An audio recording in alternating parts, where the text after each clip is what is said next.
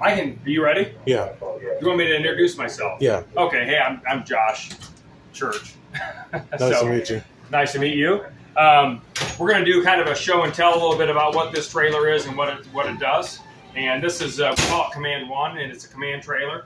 It's got multiple different ways to get power. So it has solar power, battery backup, generator, and it can do shoreline power as well. It has multiple different computer stations at each like little dispatch center, basically. We have 4 complete stations. And in an event of, say, a tornado, a natural disaster, any type of other incident, we can actually put this into use. It's used at a lot of festivals, so it kind of becomes a command post at that point. Right. That you kind of have your base or headquarters while you're on like a fairgrounds on duty or whatever. And stuff. Yeah, so you can kind of pull it in the middle of the road in a field, whatever, and you got power, you got air conditioning, you got heat, you got food supply, microwave, phones, internet.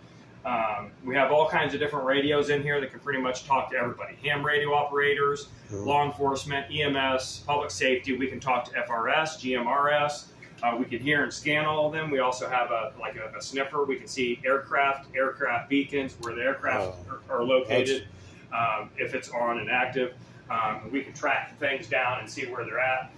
We like to watch the weather on most of the monitors. A lot of the monitors are smart TVs, just so you can also watch the news or whatever while you're also like local news and stuff like that. Is it what? Local news and stuff like that. You can watch local news or national news, whatever you want to do. So it gives you flexibility there.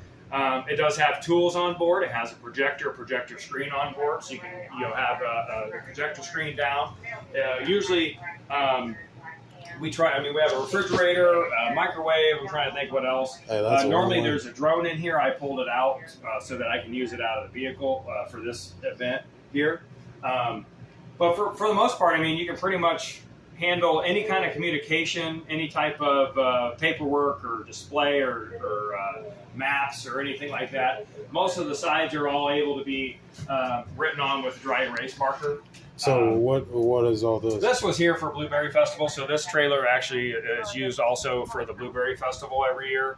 And then we kind of work out of this trailer, and it's one of our little command posts, so that we can kind of function out of it. So is it like multi-jurisdiction? Like in this? I take it anywhere in the Midwest, yeah. So it's a multi-jurisdiction. Yeah. That's nice. Mm-hmm.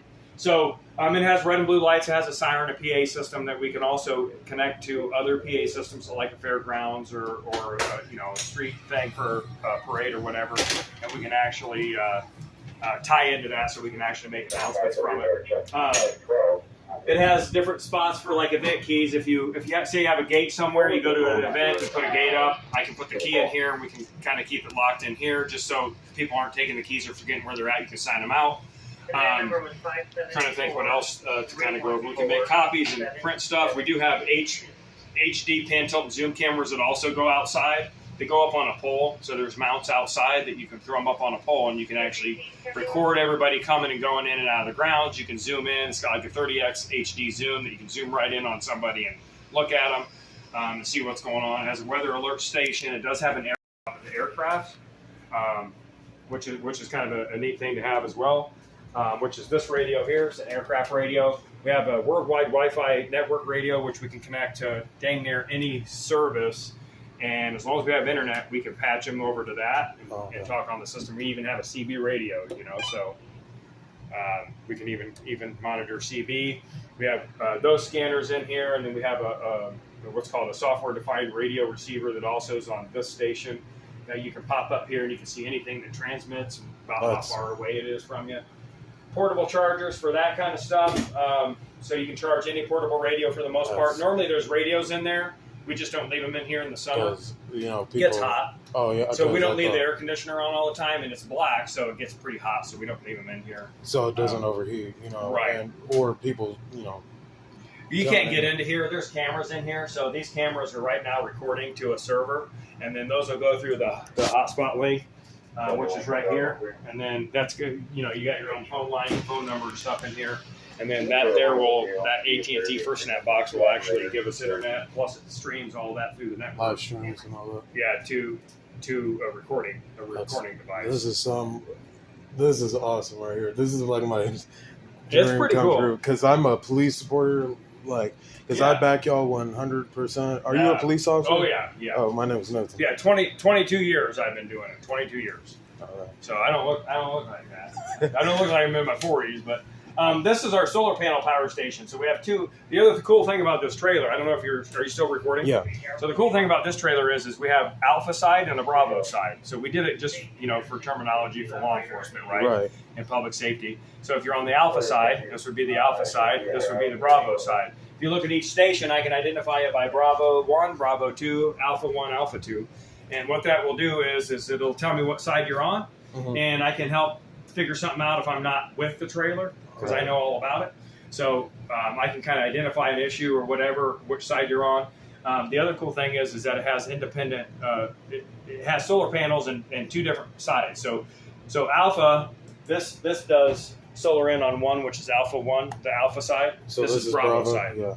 So that way, if you lose this charging system, you can fall back on this one and still be in function. Keep going. That way you don't lose the whole thing. You only lose one side. Yeah, that's a saving grace, though. It's kind of a safe, fail safe. So, and if, say, for instance, this one goes down, I can flip a switch, send power from this side over to here, and now we're back up and going over here.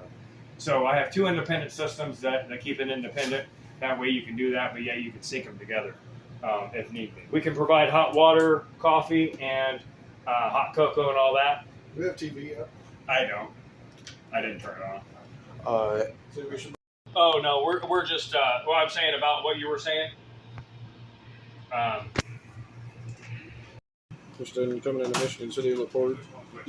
Of course, now my unit.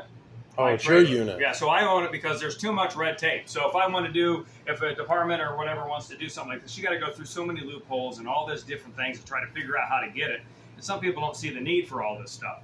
But in reality, I can pull this thing on site and it has everything you need. I mean, heat, air conditioning, radios, chargers, the weather, computers. I mean, it does so many different things. It can be used at almost every event, and that's why I built it, because it was, some EMAs they won't get the funding for it. They can't do it, or even if they have one for EMA, you may not want to take an EMA trailer and stick it at a fairgrounds and not be available for an incident. I gotta ask this: what is EMA?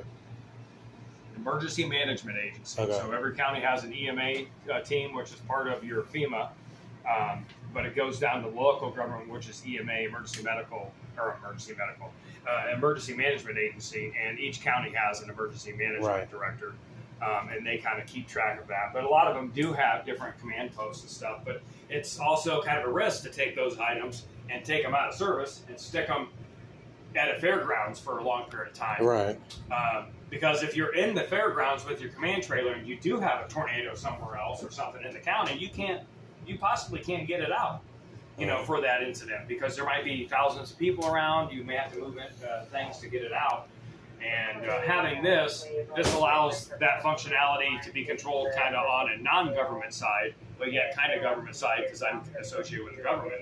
But I can kind of pull and choose where it goes when, and I don't have to go through a bunch of red tape. I can just do whatever I need to do, if that makes any sense. Yeah. So I want to make sure I get this